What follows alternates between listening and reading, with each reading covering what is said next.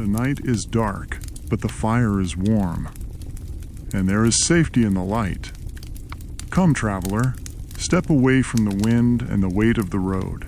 There is a place for you here by the embers, where the shadows of the world don't dare to tread. Before we descend into the mists of the past, take a moment to tend to our little beacon here in the dark.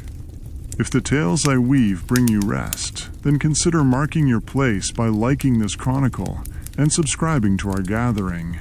Ring the bell, that small silver signal, so you'll always find your way back to the campfire when the next story begins to stir. Tonight, the smoke carries the scent of ancient stone and forgotten magic. We venture toward a threshold long obscured by the dust of ages, the gateway to fantasy. We shall walk the path of the mystic quest, following a young soul destined to mend a world fractured by the hunger of the Dark King. The prophecy of the 4 crystals is waking, and the journey is long, but here, the path is soft, and the night is kind. Settle into your blankets. Let the light of the fire be the last thing you see before the dream begins. Our journey starts now. For centuries, the great stone needle, known as the Focus Tower, had been the resting place of the crystals of the elements. It wasn't just a cold monument to old magics. It was the very hum and heart of the land, the bustling place at which the many peoples of the world met for trade and fellowship. From every corner of the map, folks would gather in its long shadow to share their wares, their songs, and their lives, trusting in the quiet strength of the crystals to keep the seasons turning and the earth steady beneath their boots. But peace, as any road-weary traveler will tell you, is a fragile thing, brittle as a dry twig in a hard winter. One dark and terrible day, 4 monsters managed to break into the Focus Tower and steal the crystals right out from under the world's nose. These vile beasts weren't satisfied with mere thievery. They began to drain the crystals of their light, which resulted in absolute chaos spreading across the land like a spilled lantern in a dry hayloft.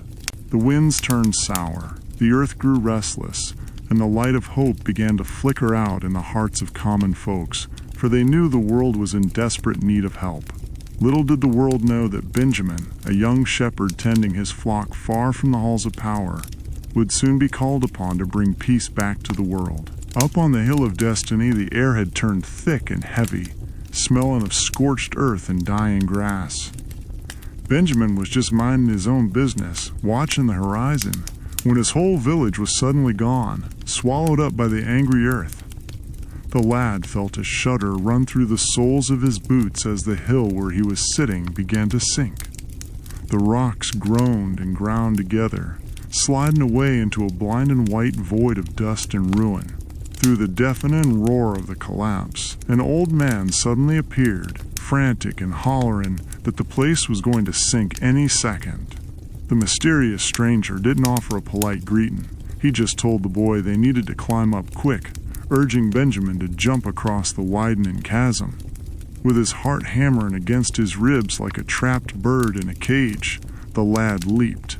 Benjamin managed to escape just as the rest of the hill sank away into the dark, leaving him standing breathless beside the stranger. The old-timer didn't give the boy a moment to mourn the dust of his home.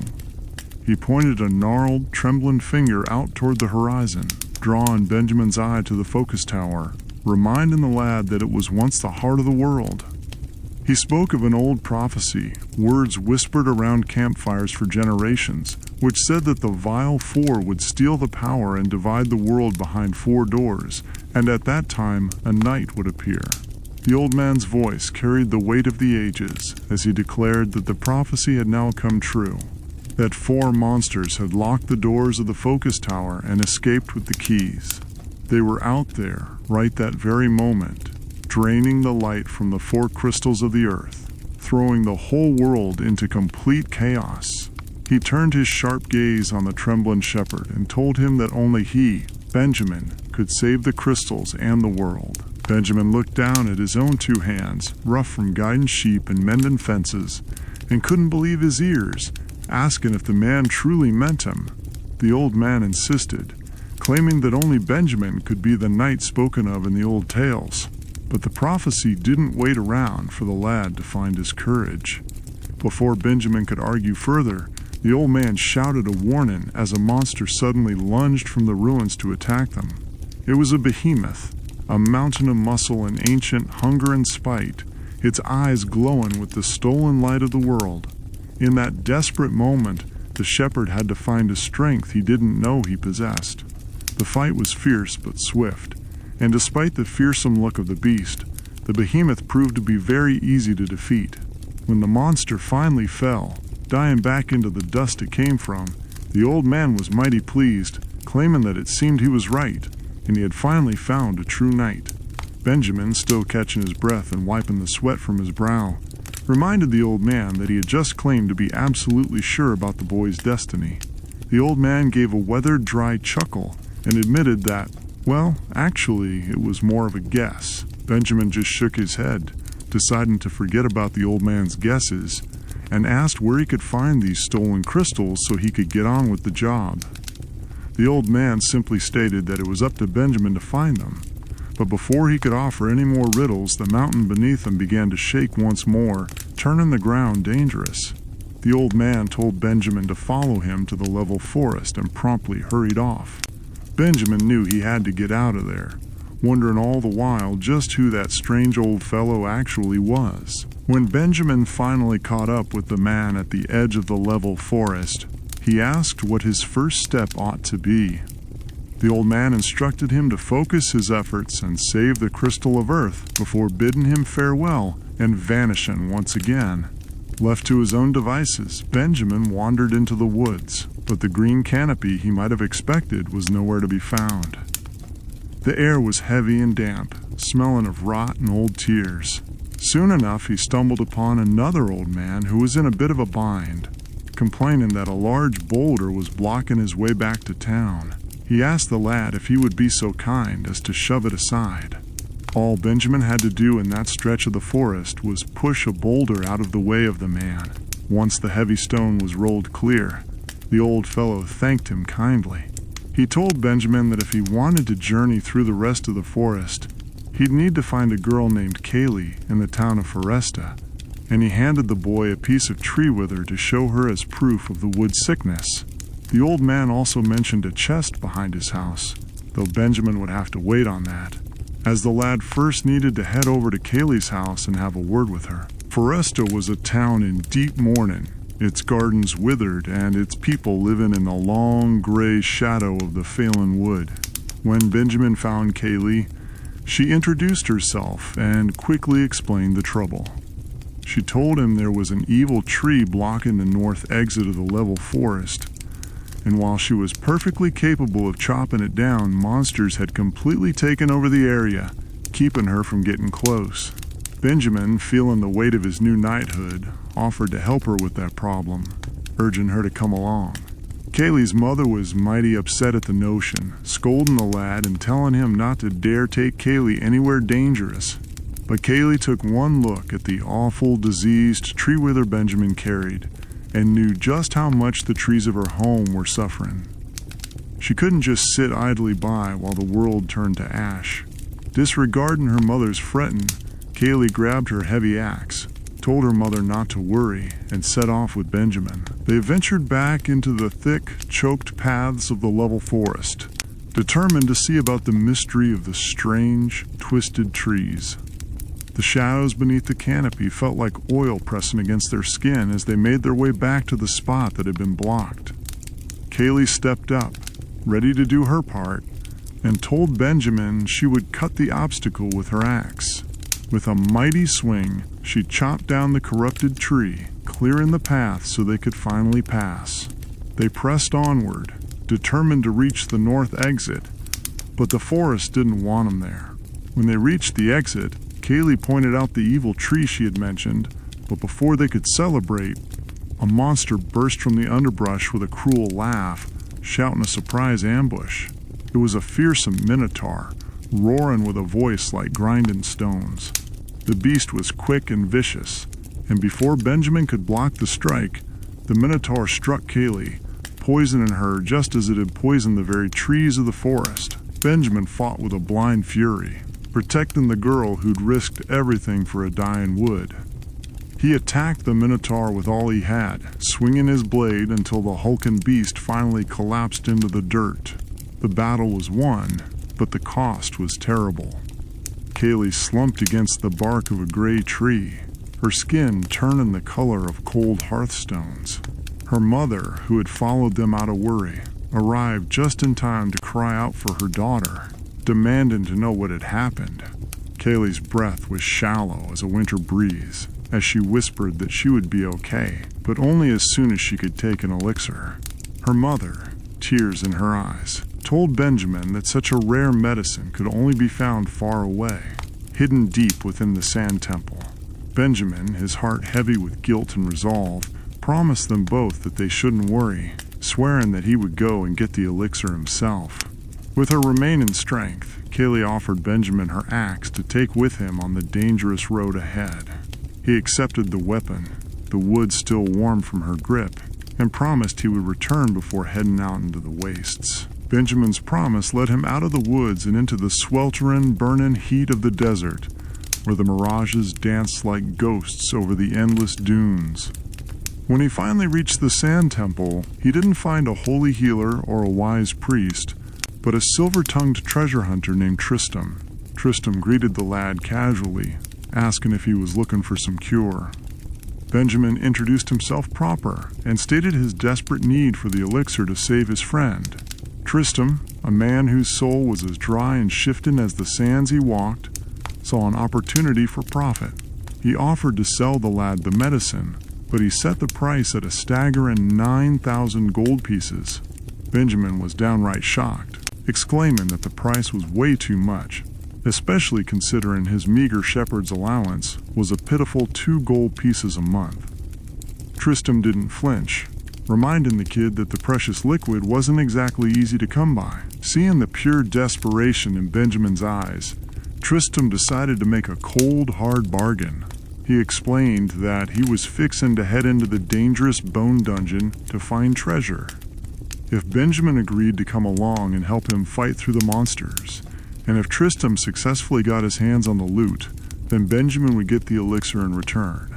Benjamin, knowing Kaylee's life was ticking away back in Foresta, realized he didn't have much of a choice in the matter and asked when they were leaving. The pair journeyed into the bone dungeon, a place of terrible echoes and ancient, forgotten deaths, where the air tasted of dry dust and decay. The paths were blocked by heavy, sealed doors, but Tristam wasn't shy about clearing the way. He proudly showed off his explosives, setting a bomb to blast the doors wide open. The treasure hunter even tried to turn a quick profit in the middle of the gloom, offering to sell Benjamin a batch of 50 explosives for 30 gold pieces. And when the boy declined, he immediately tried to haggle him down to 15 gold pieces. They fought their way deeper into the belly of the dungeon, the boom of Tristam's blasts echoing through the skeletal halls like the laughter of a madman. Eventually, they reached the deepest chamber and came face to face with a towering nightmare of bone and stolen light. It was Flamorous Rex, a monstrous beast that growled at them, boasting that they'd never beat him because he possessed the stolen power of the Crystal of Earth. The fight was a brutal blur of steel, sweat, and deafening explosions. Flamorous Rex had some nasty attacks, and if a body didn't know what they were doing, that beast could be a real nightmare to deal with. But Benjamin fought with the strength of a man who'd seen his home sink and his friend fall, while Tristam hurled his explosives and attacked alongside him. When the monster finally shattered into 1,000 pieces of dry bone, a miraculous sight unfolded before their eyes. Benjamin pointed in awe as the Crystal of Earth revealed itself, its brilliant light completely revived and shining through the gloom. Tristam, however, cared little for glowing rocks or saved worlds.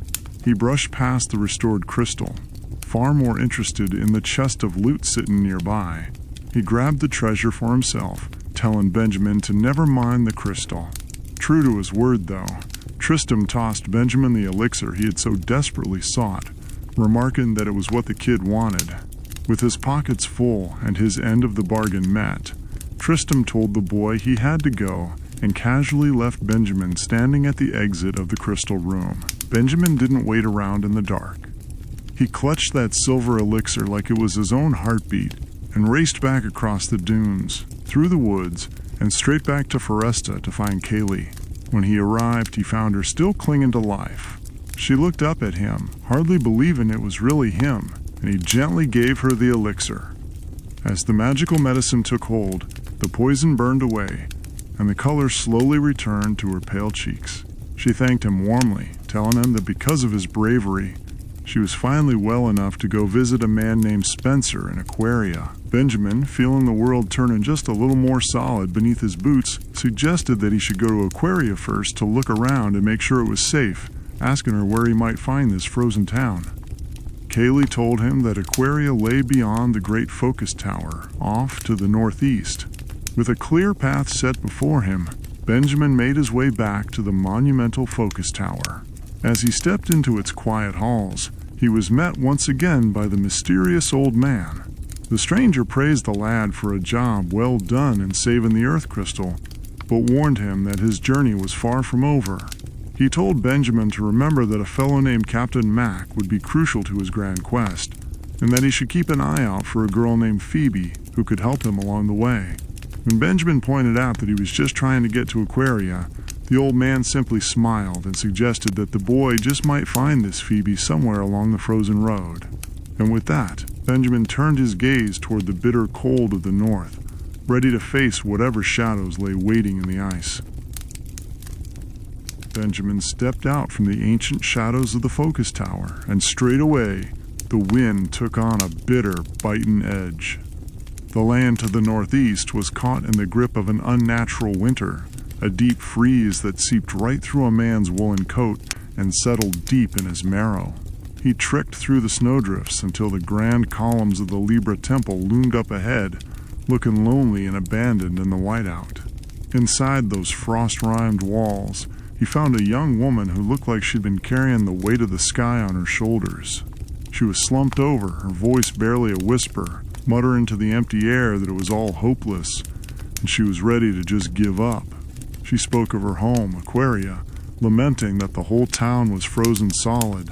The townsfolk were falling deathly sick, and her poor grandpa was trapped without a prayer.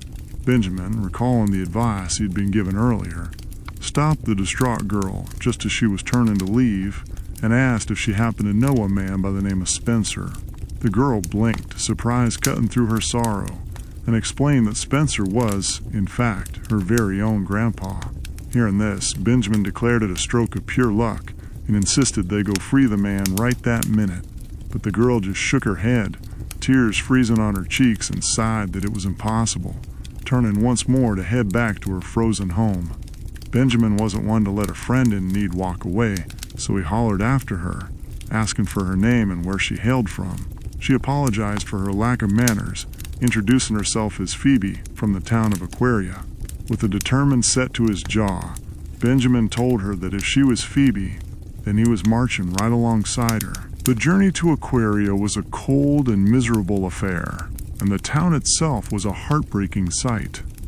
The houses were caked in thick ice, and the air was so still and silent you could hear a snowflake hit the ground.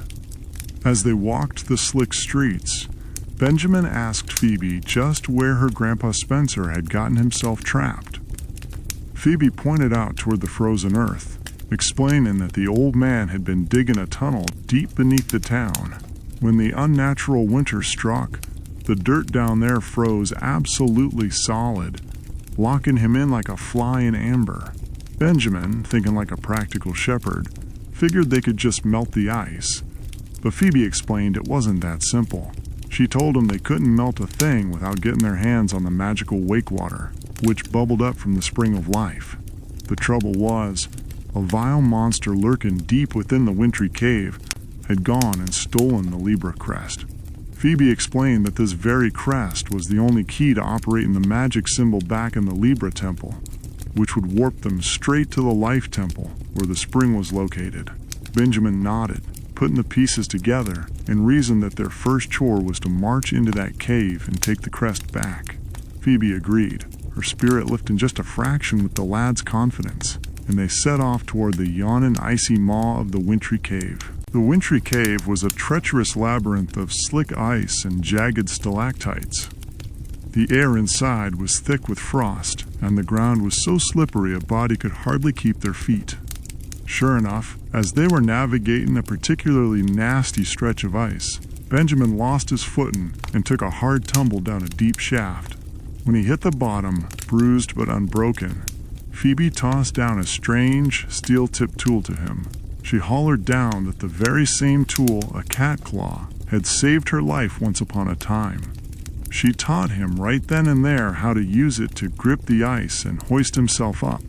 With that claw in hand, Benjamin was able to scale the icy ledges that had previously been impossible to climb.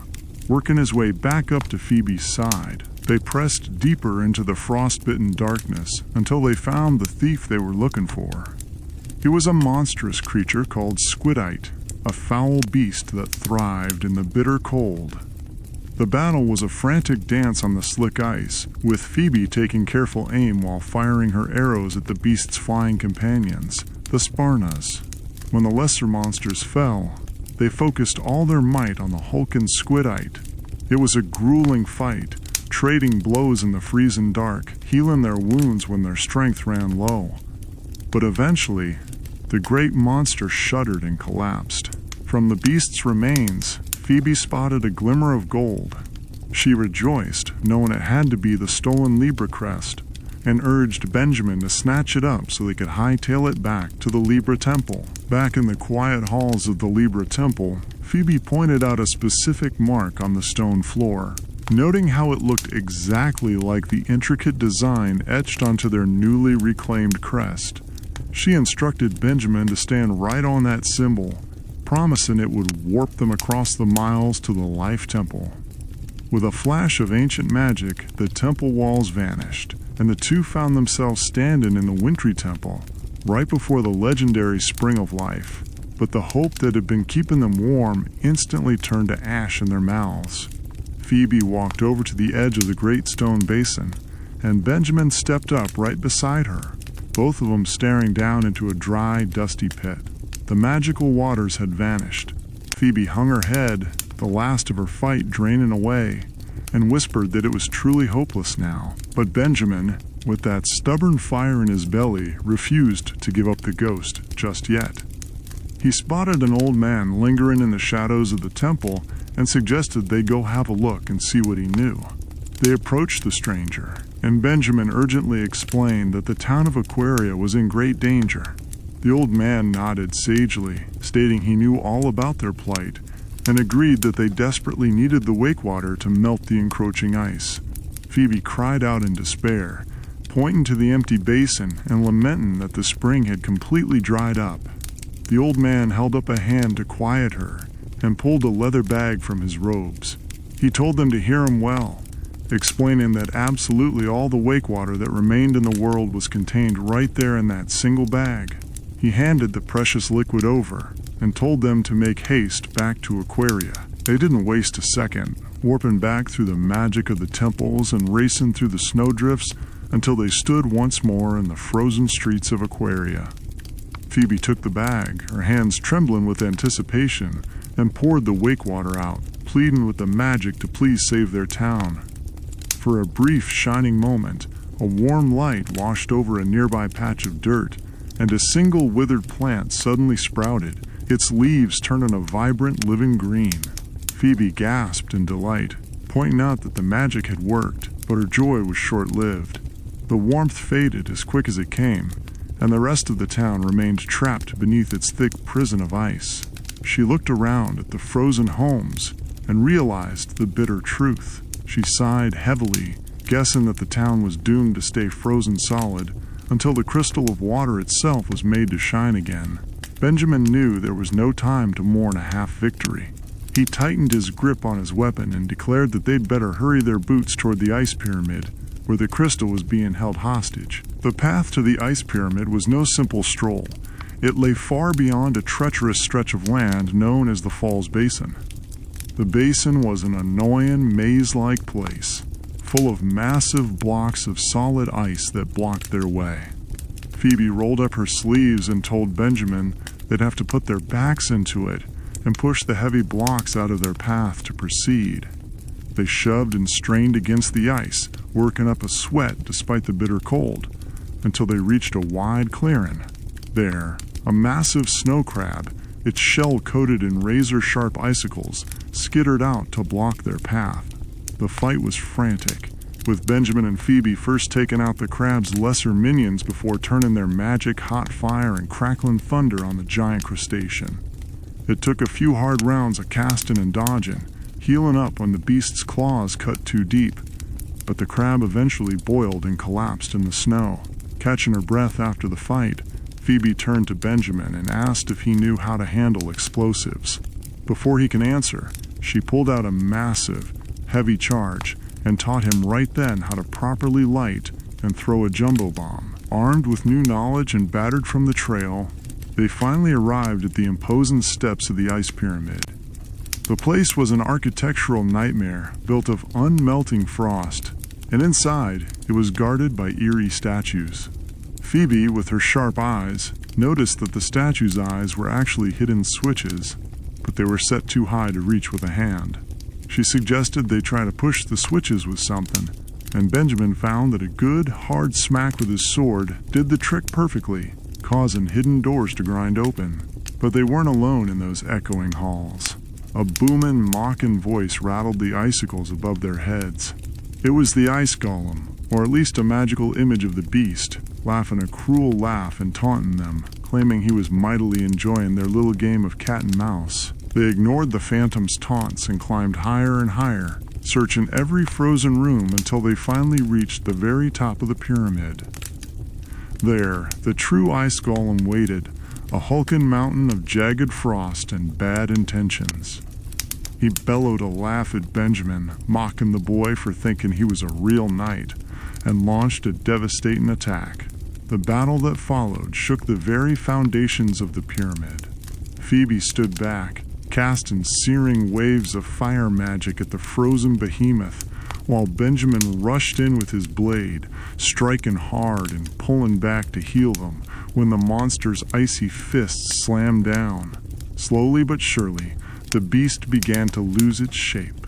The intense heat of Phoebe's spells and the fury of Benjamin's strikes caused the golem to begin melting right there on the stone floor. Knowing they were winning, they kept the pressure on until the great monster completely dissolved into a puddle of harmless water. As the golem fell, a brilliant, clean blue light erupted through the chamber. Phoebe gasped, pointing into the glow as the crystal of water revealed itself, its magnificent power fully restored and singing in the cold air. Knowing her work here was done, Phoebe told Benjamin she was going to race straight back to Aquaria to see if the restoration of the crystal had finally melted the terrible ice. Before she hurried off, she made sure to remind the lad not to forget to come by and see her grandpa Spencer. Benjamin bid her goodbye and gathered up his gear, finding his own way out of the thawing pyramid. By the time Benjamin made it back to Aquaria, the transformation was a sight to behold. The thick sheets of ice had melted away, revealing the sturdy houses and the soft, living earth beneath. Following Phoebe's directions, he climbed down into the now-thawed lake bed behind her house, discovering a tunnel that led deep underground to Spencer's place. At the bottom of the excavation, he found the old man himself, free from his frozen dirt prison. Spencer was marveling at the sudden change in weather, asking the lad just how such a miracle had happened. Benjamin humbly explained that he and Phoebe had managed to restore the lost light to the crystal of water. Upon hearing this, Spencer's eyes went wide. He proclaimed that Benjamin must truly be the knight spoken of in the ancient prophecy, and declared that a legendary shield had finally found its rightful owner. Spencer explained that this was a special shield, one used by a great knight in days long past, and that it had been discovered by a man named Captain Mac. At the mention of the name, Benjamin's ears perked up, recalling that he had heard the name of Captain Mac before from the old man in the focus tower. Spencer went on to spin a tale about how Captain Mac had spent years studying the details of the prophecy. He said that on Mac's way back from a research trip, the Great Lake had suddenly dried up, leaving his ship stranded high and dry on a rock ledge. But the old digger wasn't worried. He pointed to his tunnels and stated that if they just kept digging from where they were, they'd eventually be able to reach the stranded ship. Spencer then reached into his dusty pockets and produced a heavy, ornate key.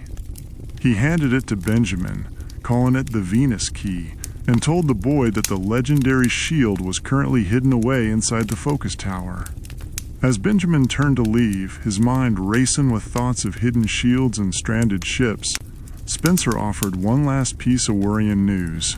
He mentioned that the distant town of Fireburg had been experiencing some mighty strong earthquakes as of late. With the Venus Key clutched tight in his hand and the warmth slowly returning to the northern lands, Benjamin knew exactly where his boots had to take him next. He set his sights once more on the towering spire of the focus tower. Ascending to the second floor of that quiet monument, he used explosives to blast open a sealed door and slid the Venus Key into a heavy chest. Inside lay the Venus Shield, the very relic Spencer had spoken of, gleaming in the dim light. Strapping the ancient steel to his arm, the shepherd-turned-knight felt the weight of his destiny settle a little heavier on his shoulders, ready to face whatever fires waited for him in the trembling lands to the north. With the bitter chill of Aquaria finally fading from his bones, Benjamin followed the old man's advice and turned his boots to the northwest, seeking out a fellow named Reuben in the trembling town of Fireburg. The long journey was like walking straight into the yawning maw of a blacksmith's forge, where the heat sat heavy on a man's shoulders and the air grew thick with the acrid smell of sulfur. The very ground beneath his boots trembled with a fierce, restless energy, constantly reminding him of the terrible imbalance in the world. When he finally stepped foot in Fireburg, he noticed the town had a rhythm all its own, a strange, funky music that seemed to beat right in time with the rumbling earth. Benjamin didn't have to look too hard to find Reuben in that sweltering place. He was a sturdy-looking lad, but his face was clouded with a heavy, dark worry. Benjamin approached him friendly-like, asking if he knew anything about the whereabouts of the Crystal of Fire. Reuben just shook his head, explaining that he couldn't even begin to deal with magical crystals right then, on account of he had to help his pa, a man by the name of Arion. Benjamin, always ready to lend a helping hand to a soul in need, immediately offered his assistance. Reuben sighed, explaining that his father was trapped deep in an abandoned mine, pinned tight behind a massive, unyielding boulder.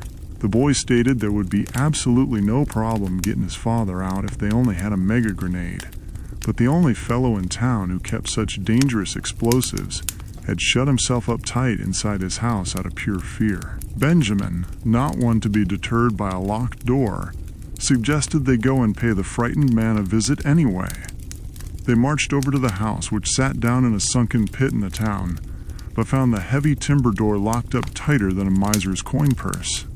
Figuring they needed to find another angle or perhaps a strong drink to plan their next move, they headed over to the local bar. And who should be sitting right there at a table, looking as casual as a stray cat in a sunbeam, but Tristam. The rogue treasure hunter casually asked Benjamin what was going on, and the lad explained their frustrating trouble with the locked house. Tristam, never one to let a simple lock stand in the way of a good time or a shiny coin, simply reached into his pack and handed Benjamin a handy little tool called the multi-key. While they were in the bar, Benjamin also noticed a band playing some tunes, and when he went over and talked to them, they started up a really groovy song that gave the whole sweltering place a lively feel. With the multi-key clutched tight in his hand, Benjamin marched right back to the locked house and let himself and Reuben right in. The man inside was a trembling bundle of nerves, confessing to the boys that he had run away the moment he saw a terrible monster lurking deep in the volcano. He explained that in his wild panic, a huge boulder had fallen and trapped Arion, and he solemnly confirmed that only a powerful mega grenade could free the poor man. When Benjamin asked the trembling fella how to even use the explosive, the frightened friend simply told him that all he had to do was pull back his arm and throw it. He then pointed them toward the old abandoned mine, telling them that was the dark path they needed to take to reach the fallen boulder. The descent into the mine was a dusty, perilous affair that tested a man's grit. They had to work their way deep into the belly of the earth, riding down on old creaking elevators that groaned and threatened to snap their rusty cables with every jarring jolt. The shadows were thick, but Benjamin kept a keen eye out. While picking his way through a collapsed shaft, he unearthed a strange hooked tool called a charm claw, a sturdy implement that proved mighty useful for navigating the treacherous drops. But they weren't alone in those abandoned tunnels. Down in the deepest, most suffocating depths of the rock, a fearsome beast known as Jinn was waiting for them. Jinn was a terrible sight, a creature of pure malice that surrounded itself with a gang of nasty, scurrying cronies. The very first order of business in that frantic fight was to take out those lesser monsters. They weren't overly strong on their own, but they were swarming thick enough to get in the way of a good, clean sword swing. Once the cave was properly cleared of the smaller threats, Benjamin and Reuben focused all their righteous wrath on Jinn. Reuben proved to be a mighty fine ally in the heat of battle, using a powerful life magic that miraculously closed the wounds of the living whenever they took a heavy, bone-rattling hit from the beast. Benjamin quickly found that calling down thunder magic was the absolute best way to pierce Jinn's defenses, lighten up the dark cavern with crackling energy. With lightning flashing and weapons swinging, Jinn eventually let out a final, shuddering groan and died right there in the mine dust. With the beast vanquished, they hurried through the tunnels to the very exit of the mine where Arion was pinned tight. Reuben shouted a desperate warning for his paw to stand well back. With a mighty heave, Benjamin threw the mega grenade and blew the heavy boulder to Kingdom Come. Arion coughed through the settling smoke, a look of pure pride shining in his eyes, as he told Reuben he knew deep down his boy would come and save him. Reuben, just glad to see his paw drawing breath, urged his father to head straight home to his mother. The old man agreed, warning the two young heroes to be careful out there in the dangerous world. Before heading back to the heat of Fireburg, Benjamin decided to take a quick detour to a mysterious stone ruin nearby called the Sealed Temple. He stepped onto a special Gemini tile etched into the floor, which magically allowed him to speak with a strange oldster. But the old man didn't offer any grand sweeping prophecies or hand over legendary weapons. He just looked at the lad and asked if he happened to have 10 gold pieces to spare for a simple cup of coffee. Chuckling at the absurdity of the world, Benjamin shook his head, left the quiet temple behind, and returned to Fireburg. Back in the Trembling town, they headed straight for Reuben's house to check on Arion's recovery. It took Benjamin a good while to spot him in the dim light, but they eventually found the old man resting up in his bed after his terrible ordeal. Arion had vital news for the boys, informing them that the stolen crystal of fire was currently being held deep inside the dangerous, scorching lava dome. With their next grand goal clearly set before them, Benjamin and Reuben headed out of town, preparing their hearts and minds to brave the unimaginable heat and save the third crystal. The volcano was a place of oppressive, suffocating heat and sluggish rivers of molten rock. Strangely enough, the fiery area pulsed with a deep, groovy kind of music that seemed to echo right out from the bubbling magma itself. The heat of the place was playing wicked tricks on their eyes, making the very air shimmer and hide the foul monsters that stalked the ash trails. It wasn't until Benjamin stumbled upon a strange, ancient mask that he could pierce the mirage and see the beasts clearly. Deeper in the crags, he also discovered an old chest containing a scroll for the white spell, a powerful magic of purity that he felt deep in his gut would soon prove vital. It wasn't long at all before they ran headlong into the first major threat of the volcano, a terrifying gorgon named Medusa. She didn't fight fair in the slightest, bringing a gang of slithering cronies into the fray. Benjamin and Reuben made sure to take the lesser serpents down first before turning their full attention to the snake-haired terror. Medusa didn't seem to care much about standard weapons, but she recoiled fiercely from the brand new white magic Benjamin had just unearthed. As long as they remembered to chew on their healing seeds to keep their strength up, they held their ground. They battered her with the bright spell until she fell, allowing them to finally cross the threshold and enter the sweltering, unforgiving depths of the lava dome. The lava dome was a true nightmare of leaping fire and choking ash. They worked their way carefully through the scorching caverns, discovering an ancient moon helm and a scroll for the life spell hidden away in the dark crevices of the rock. At the very heart of the dome, guarding the stolen light, was the dual-head Hydra. The beast was absolutely massive, a mountain of scales and twin snapping jaws that possessed a terrifying, unnatural endurance. The battle was a grueling, sweat-soaked test of pure grit. The Hydra lashed out with attacks that hit like a fallen mountain, so Benjamin and Reuben had to stay light on their toes, mending their wounds constantly to keep from being turned to cinders. Benjamin found that casting his white magic was the only real way to scorch the beast's dark hide. It was a long, exhausting fight. Whenever Benjamin felt the magical energy draining from his blood, Reuben was right there by his side, feeding him magical seeds to restore his vigor. They kept the heavy pressure up, throwing barrage after barrage of bright, burning white magic at the monster, until the great dual-head Hydra finally let out a twin roar of defeat and crashed heavily to the cavern floor. As the monster's colossal body faded away into the heat, a brilliant, warm crimson light flooded the cavern. They had done it. They had vanquished the beast and saved the Crystal of Fire, leaving only one crystal left to go in the whole wide world. They watched the beautiful scene unfold, retrieved a strange relic called the Sun Coin from the chamber, and readied themselves to get out of there and leave the suffocating heat behind. While they were catching their breath, Reuben recalled a memory, mentioning that he remembered hearing a person from a town called Windia saying something about a crystal.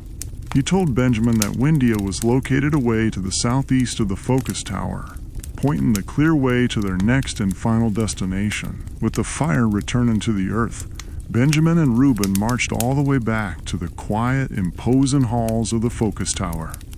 A man inside warned them to hurry their boots to Windia, but told them to keep a sharp lookout for Captain Mac's lost ship along the way. On the first floor of the tower, Benjamin used his newly acquired sun coin to unlock the heavy sealed sun door. Stepping through the ancient threshold, they found themselves briefly warped into the cold, terrifying halls of the Dune Castle. The air there was thick, with an ancient, breathing malice, but they didn't linger to explore the darkness. They simply laid claim to the powerful arrow spell they found inside, and immediately took their leave, eager to get back out under the open sky. Their path toward the windy lands led them straight across a swaying, perilous rope bridge, suspended impossibly high above a misty, bottomless gorge. The wind whipped fiercely at their coats as they carefully made their way across the fraying, creaking ropes. Suddenly, a decrepit mummy lurched out from the shadows, groaning and snapping its bandaged jaws as it yelled out that it had caught them.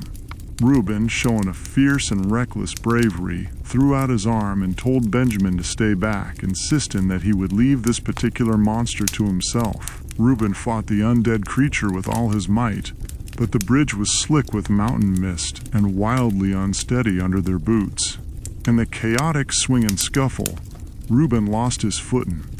Benjamin cried out his friend's name in pure horror as he watched Reuben tumble over the frayed edge of the bridge and plummet into the thick white fog far below. Benjamin rushed to the edge, his heart caught tight in his throat, peering down into the swirling abyss. After a tense, breathless moment that felt like a lifetime, a voice echoed up from the mist. It was Reuben hollering that he was all right, guessing he just hadn't fully recovered from his fight on the bridge, and telling Benjamin to just keep going, promising that he would catch up with him soon enough. Benjamin stepped back from the edge, his mind spinning, torn between waiting for his brave friend and pressing on to save the final crystal. Just as he was gathering his scattered wits, a familiar, smooth-talking voice drifted over the creaking ropes. It was Tristam, strolling onto the bridge as if he hadn't a care in the whole world. The treasure hunter peered over the edge of the bridge, shook his head, and casually asked Benjamin if his buddy had just taken a bad fall. Benjamin, still shaken to his core, confirmed that Reuben had fallen, but assured the rogue that his friend was okay. Tristam gave a nonchalant shrug, adjusting the heavy pack on his shoulder. Figuring the kid could use a hand out there in the wild, Tristam decided that he would go ahead and tag along with Benjamin for a little bit. Though Benjamin knew Tristam wasn't the most reliable or noble of companions, he reckoned he'd take any help he could get as they crossed the gorge and headed into the southeast toward the wind-swept, mysterious lands of the alive forest. Stepping away from the dizzying heights of that perilous rope bridge, Benjamin and Tristam found themselves standing at the edge of the mysterious alive forest. The woods here were entirely different from the dead, gray thickets they'd seen before. The air hummed with a deep, ancient magic, and the broad leaves rustled as if whispering secrets to one another in a language older than dirt. They worked their boots deep into the heart of the timber until they came face to face with the grandfather of the woods, a massive, imposing oak with a stern, wrinkled face carved right into its thick bark. But this old timber wasn't exactly throwing a parade to see them.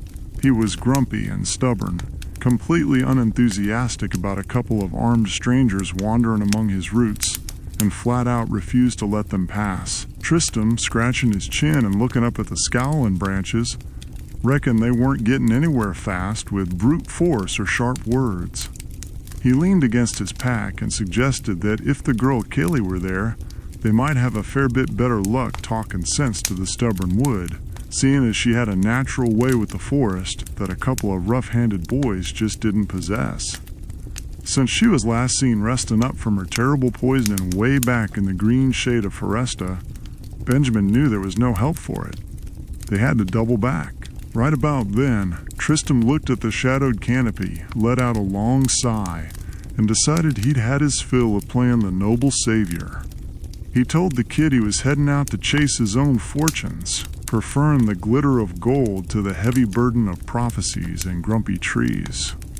But before he slipped away into the underbrush, the rogue tossed Benjamin a strange, jagged weapon, a dragon claw, calling it a mighty nice parting gift from a scoundrel. With the treasure hunter gone to the winds, Benjamin made the long, weary trek back to the quiet town of Foresta. When he arrived, his heart lifted to see Gale looking much stronger. The healthy, vibrant color had fully returned to her cheeks, and when he told her of the stubborn tree, she was more than ready to take up her heavy axe and join the fight once more. Together, they turned their boots around and headed right back to the rustling shadows of the alive forest. When Gale stepped up to the giant grumpy tree and spoke with that gentle, wild voice of hers, the ancient bark creaked and groaned in response. She didn't demand passage. She listened to the wood's pain. With a sound like splintering timber, the massive tree actually opened its giant wooden mouth wide, revealing a dark, sap-slicked hollow. It wasn't the most charming invitation a body could ask for, but Benjamin and Gale took a deep, steadying breath and stepped right inside the belly of the wood. They worked their way up through the twisted, throbbing chambers until they found the rot at the very heart of the forest. It was a terrifying beast known as Gidra, a foul, multi-headed thing that had been poisoning the ancient roots from the inside out. The fight inside the tree was a claustrophobic nightmare. Roots snapped and acidic sap boiled as Gidra lashed out with venomous fury. Benjamin and Gale didn't flinch. They fought in the tight quarters with desperate precision, calling upon the tearing winds to sweep the poison away and the crushing force of the earth to batter the beast. They hammered the creature relentlessly until Gidra finally withered into dust, leaving the great tree cleansed of its dark burden. Grateful for the salvation of its very soul, the giant tree offered to carry them across the impassable lands. They rode that walk in timber, listening to the heavy, earth-shaking thud of its roots, all the way to the outskirts of Windia, where the tree finally stopped and bid them a fond farewell. Upon stepping foot in Windia, the very first thing that hit them was the wind itself. This wasn't no gentle breeze. It was a howling, furious gale that tore at their cloaks, stole the breath right out of their lungs, and threatened to knock a man right off his boots. The town was hunkered down against the blast, the shutters banging like gunshot against the stone walls. Seeking shelter and answers, they found a frantic inventor named Otto. Otto was pacing his workshop, completely beside himself with worry. He explained to the travelers that his precious daughter, Norma, had been caught outside, and was now trapped in a terrifying spire known as Pizuzu's Tower to the north. Otto had built a wondrous machine to create a bridge of pure light, a rainbow road to reach the tower. But the sheer violent force of the unnatural wind blowing down from Mount Gale had completely shattered his contraption. Kaylee looked at Benjamin, her hair whipping fiercely across her face in the gale, and shouted over the roar that the stolen crystal of wind must be the cause of this terrible storm.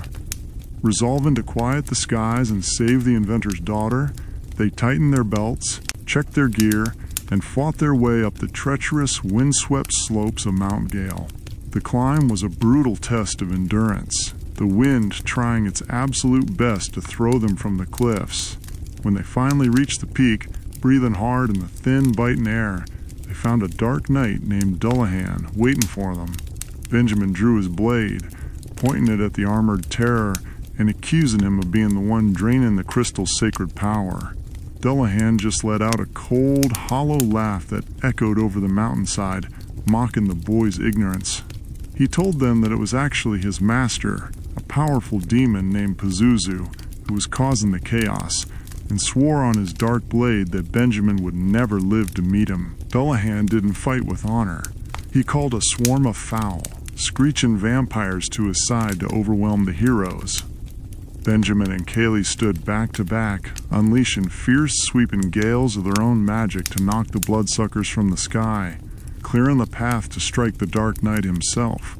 Dullahan swung a heavy, devastating weapon that rattled their very bones, forcing the heroes to stay vigilant and mend their battered bodies just to stay alive in the fight. They traded heavy, exhausting blows until Benjamin finally found an opening, striking with the fury of a fallen star. The dark armor shattered into 1,000 pieces, and Dullahan was no more. With the mountaintop cleared of its dark master, a miraculous change swept over the land. The howling wind instantly died down to a gentle, quiet breeze. Exhausted but triumphant, they made the long trek back down the mountain to Windia. With the gale finally silenced, a much-relieved Otto managed to repair his delicate machine. He flipped a heavy switch, and a brilliant arcing bridge of solid light shot across the sky, connecting the town directly to the ominous doors of Pizuzu's tower. They rode the rainbow road straight to the dark threshold. Inside the tower's lower halls, they found poor Norma trembling behind a pillar but entirely unharmed. She had been terrified that no one would ever brave the storm to find her, as she wept with joy to hear that her pa was waiting for her back home. With Norma safely on her way back across the bridge to Windia, Benjamin and Kaylee turned their attention to the master of the tower. The climb was a maddening game of cat and mouse. Pizuzu's cruel laughter echoed down the twisted stairwells as he taunted them from the shadows, claiming they were nothing more than insects caught in his web. They carefully navigated the dizzying spires, pushing ever higher toward the clouds. There, in a chamber open to the sky, Pizuzu finally stopped running. He was a fearsome winged demon, his eyes burning with stolen light. He declared that playtime was officially over and launched himself at the heroes. Pizuzu was incredibly fast and boasted a wicked trick. He could summon a shimmering, unnatural barrier of pure magic around himself. Whenever that dark mirror was raised, any magic thrown at the demon would simply bounce right back in a devastating counterattack. The battle became a tense test of patience and nerve. When Pizuzu's reflective shield flared to life, Benjamin and Kaylee had to hold their fire, using those breathless moments to mend their wounds and gather their strength while the demon gloated behind his wall. But the moment the shield flickered and dropped, they unleashed a furious, unbridled barrage of their most powerful magic, scorching the demon's wings and battering his defenses. The fight pushed them to their absolute limits, the air crackling with raw energy and the smell of ozone. But eventually, caught off guard by Benjamin's relentless assault, Pizuzu let out a final, terrible screech that shattered the tower windows and plummeted lifelessly to the stone floor. As the demon fell, the air in the tower shimmered with a brilliant emerald light, and the final crystal, the crystal of wind, was freed from its dark prison. Benjamin felt the warmth of the saved world wash over him, realizing with a heavy sigh that the journey, though close to its end, wasn't quite over just yet. They left the silent tower behind and returned to Windia, carrying the grand news. But Otto, though overjoyed to have his daughter back, had one more task for them. He told Benjamin that in order to reach the underground caverns of Spencer's Place and free Captain Mac's stranded ship, he needed a very specific, powerful energy source, a thunder rock, to fully activate the next phase of his machinery, and he sent the lad all the way back to the heat of Fireburg to find it. The road back to Fireburg was long, but Benjamin knew the way well by now. He found Arion resting easy in Reuben's house and asked the old miner if he knew anything about a thunder rock. Arion chuckled, a deep rumbling sound, saying of course he did, and happily handed the crackling heavy stone over to the young hero. Benjamin rushed straight back to Windia, the stone humming in his pack, and handed it to Otto. The inventor quickly hooked it up, sparks flying as the machine roared to life, completing the power-up sequence and finally opening the hidden rocky pathway to Spencer's Place. Down in the dark, damp tunnels of Spencer's Place, Benjamin was overjoyed to find a familiar face waiting for him in the gloom. It was his brave friend Reuben, fully recovered from the terrible fall he'd taken off the rope bridge. Reuben flashed a wide grin, explaining that he'd been doing a little exploring of his own and had discovered a weak spot in the rock wall holding back the upper waters. Together, they set a heavy explosive charge and blew the stone away with a deafening roar. The crystal-clear water from the upper lake spilled down in a massive waterfall, filling the dry lake bed below and finally refloating Captain Mac's grand stranded ship. They brought the triumphant news back to Windia, where Kaylee was waiting anxiously in Otto's house. She was thrilled beyond words that her father's ship was finally afloat, but Benjamin gently warned her that the vessel had been sitting in the dark for a long time and was likely still crawling with dangerous monsters. Kaylee understood the danger. She reached into her pack and handed Benjamin a worn, salt-stained captain cap, asking him to give it to her father when he found him so the old sailor would know his daughter was safe and on her way. Benjamin took the cap, tipped his head to his friends, and climbed down into the newly filled lake. He navigated the hidden, flooded tunnels, working his way through the quiet, dripping caves until the ancient magic of the stones finally carried him directly to the wooden planks of the ship dock, ready to face whatever terrors waited aboard Captain Mac's legendary vessel. The air at the dock smelled of salt and old secrets, and bobbing right there in the dark water was Captain Mac's legendary ship. It was a grand vessel, battered by unnatural storms but still holding proud and true. Benjamin stepped aboard, the heavy wood creaking under his weight, and as he explored the shadows of the lower decks, he stumbled upon a mighty fine treasure. It was a suit of Gaia armor, forged from the very endurance of the earth itself, waiting in the dark for a true knight to claim it. Deeper in the belly of the ship, Benjamin finally found the man he'd been searching for. Captain Mac was leaning heavy against the bulkheads, looking awful rough and battered by whatever terrors had claimed his vessel. Benjamin approached the weary sailor and gently handed over the worn captain cap that Kaylee had entrusted to him. The old captain's eyes widened as he recognized his own hat, his voice trembling as he asked the lad how he came to have it. Right on cue, Kaylee herself came rushing down into the hold. It hurt her heart badly to see her beloved father looking so ragged, but Captain Mac, stubborn as an old mule, tried to wave away their fretful concerns. He told them that their grand quest was not yet over, not by a long shot. He spoke of a lost, dark passage in the ancient prophecy, a terrible secret that stated the true enemy was not the four beasts they had slain, but a nightmare known as the Dark King. Mac explained that this Dark King was the one orchestrating the chaos from the shadows, and he was currently waiting for them deep inside the imposing heights of the Doom Castle. Kaylee, seeing the blood and exhaustion on her father's face, wouldn't hear another word of world saving until the man was properly tended to. She insisted they take him back to Windia to heal his wounds first. But before they could even turn to leave the damp hold, Reuben let out a sudden, sharp groan and collapsed right there on the wooden deck. The sturdy lad had been pushing himself too hard, and the terrible fall he'd taken off that mist-slicked rope bridge earlier had finally caught up with his bones. Benjamin's heart sank, knowing he couldn't ask his brave friend to fight another battle, and he quickly declared they were heading straight to Windia to put the injured boy to bed. When they arrived back at the Windia Inn, the mood was heavy and quiet. Phoebe was waiting for them there, and she took one look at Reuben's battered state and immediately sent the poor lad off to rest, scolding him gently for pushing himself so hard with such a grievous wound. With Reuben out of the fight and Kaylee tending to her father, Phoebe stepped up to Benjamin's side, her jaw set with a fierce, unyielding resolve. She told him that they were in this together until the bitter end.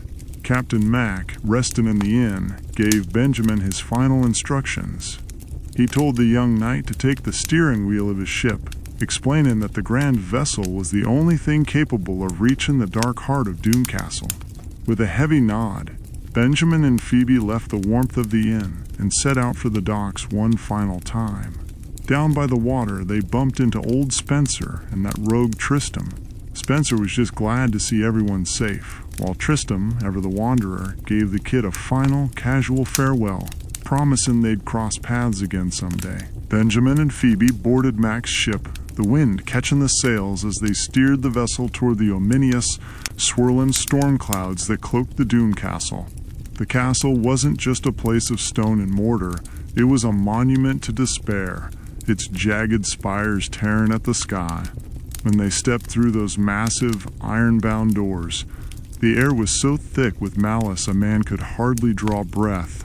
They had to fight tooth and nail through a grueling gauntlet, facing off against revived nightmares that sought to drain the last ounces of their strength. First came a towering monstrosity of ancient bone, then a relentless golem carved from unyielding stone. Deeper in the gloom, they battled a terrifying wyvern with twin heads that spat venom and fire, and finally, a winged demon that conjured fierce, tearing gales. It was a brutal, exhausting climb, a true test of their spirit and steel. But just as their hope began to flicker in that suffocating darkness, they found themselves in a quiet chamber where the spirits of the four crystals reached out to them.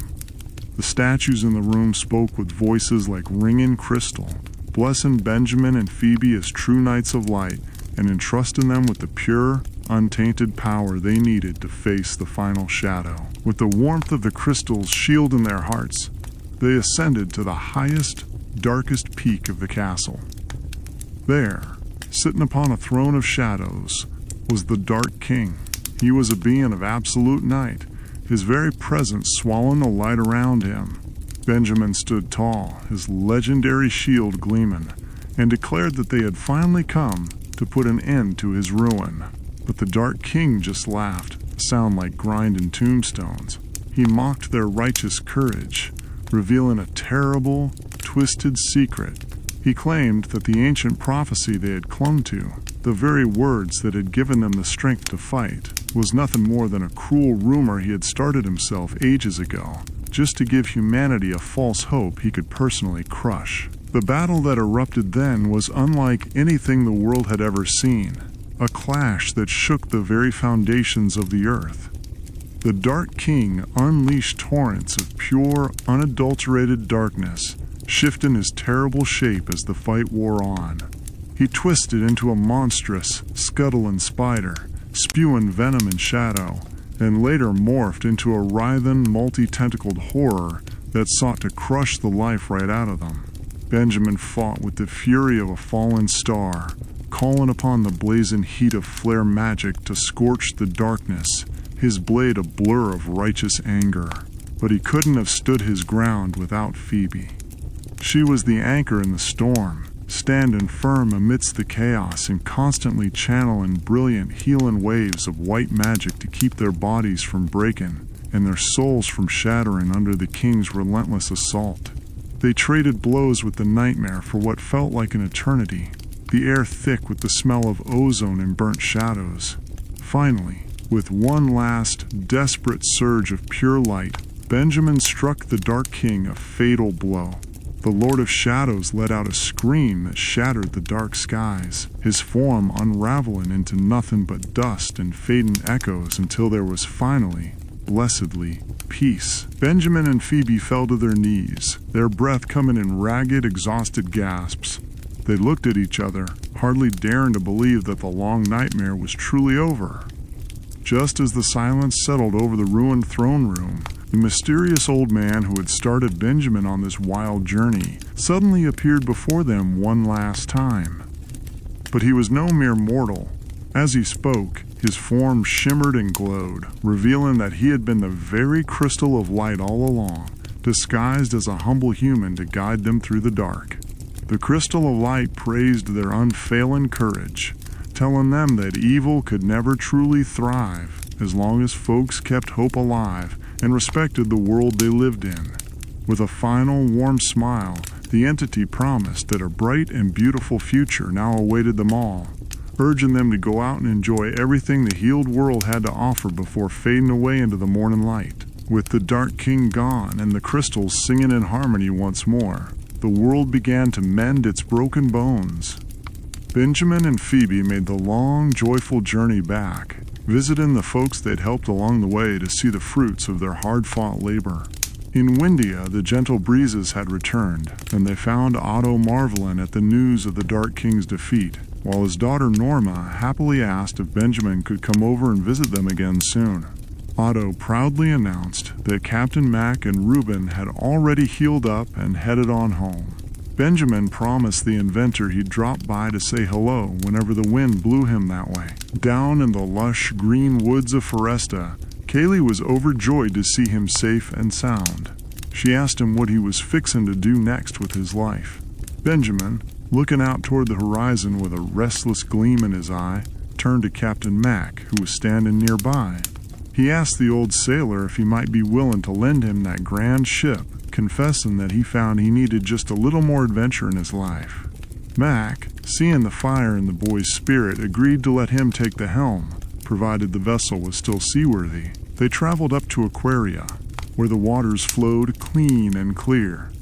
Old Spencer was still happily digging his tunnels, claiming he was keeping at it all because of the inspiration the young heroes had given him. When Benjamin asked after Tristam, Spencer just grumbled and called the man a jerk, complaining that the rogue had already run off on another treasure hunt. Benjamin just laughed and asked the old man to pass along his regards. Finally, in the warm, settled town of Fireburg, Benjamin caught up with Reuben. The sturdy lad was looking better than ever, and he tried to convince Benjamin to just settle down and hang out in town for a while. But Benjamin shook his head, telling his friend there was no way he was stopping now. He was off to seek out new horizons aboard Mac's ship. Reuben, laughing, admitted he'd had about all the adventure he could stomach for one lifetime, but insisted on coming down to the docks to see his buddy off proper. The sun was shining bright on the water as everyone gathered at the ship dock for the final farewell. Captain Mac declared the ship was running better than new, and Kaylee's mother led the crowd in 3 loud cheers for Captain Benjamin.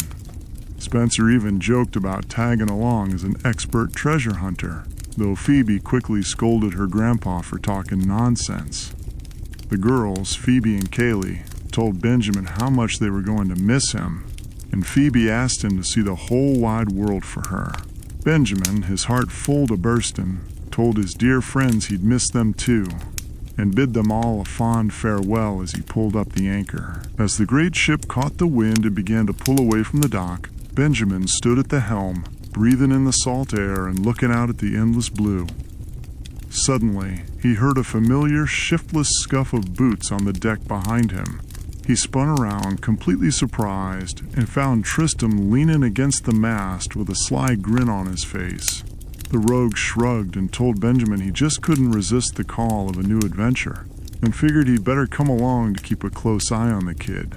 Benjamin just shook his head, a wide smile breaking across his face as he corrected the rogue one last time, reminding him that the name was Benjamin, and with that, the 2 unlikely friends sailed off into the horizon, leaving a saved world behind them and a brand new story waiting just beyond the waves. Well now, the embers are burning low, and the night sky is full of stars just waiting to be counted. I reckon that's the end of the trail for Benjamin, and a mighty fine place for us to rest our own weary heads. I want to thank you kindly for sitting by the fire with me and sharing in this grand old tale. If you enjoyed the warmth of the hearth and the spin of the yarn, don't be a stranger. Be sure to like, subscribe, and ring that little bell so you'll know right when I'm throwing another log on the fire. Until then, you have yourself a peaceful rest, traveler.